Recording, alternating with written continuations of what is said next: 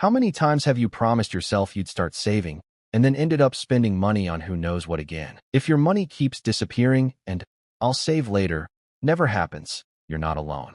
In this video, I'll show you 3 simple techniques to take control of your spending and start saving without feeling like you're depriving yourself. And at the end, there's a bonus method for saving effortlessly without relying on willpower. Rule number 1, pay yourself first. Always. Most people do the opposite. They get paid, cover expenses, buy little things, subscriptions, food delivery, and only then think about saving. And usually, there's nothing left. So here's the rule. The moment money comes in, move a portion aside. It doesn't matter how much. 20% is great. 10% is solid. 5% still counts. And if that feels like too much, start with just 1%.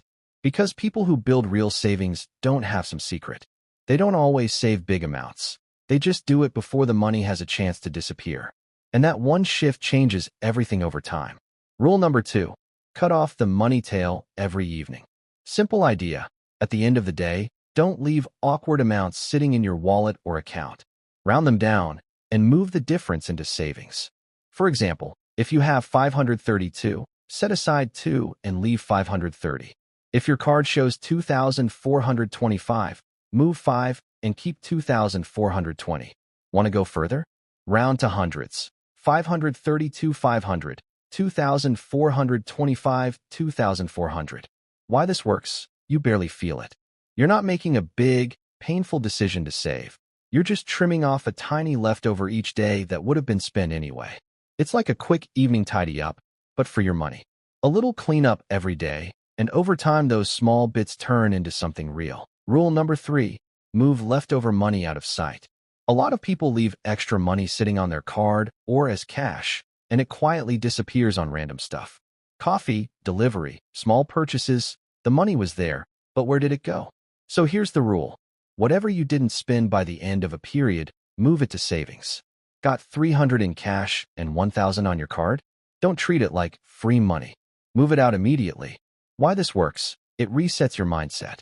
You start fresh with a clean, clear amount to live on, while everything extra is already out of reach and out of temptation. That's when your money stops just surviving until the next paycheck and starts working toward your goals. Bonus, add an impulse tax.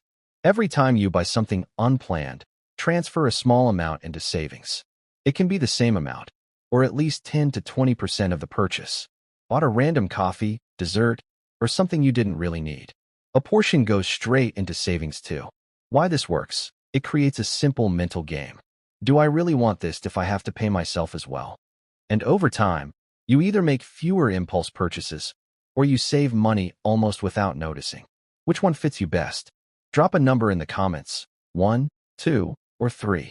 Let's see which one people choose the most. And check the description. I left you a free mini checklist, how to start saving today. If you want more practical, high-quality content about saving and money habits, subscribe and hit like.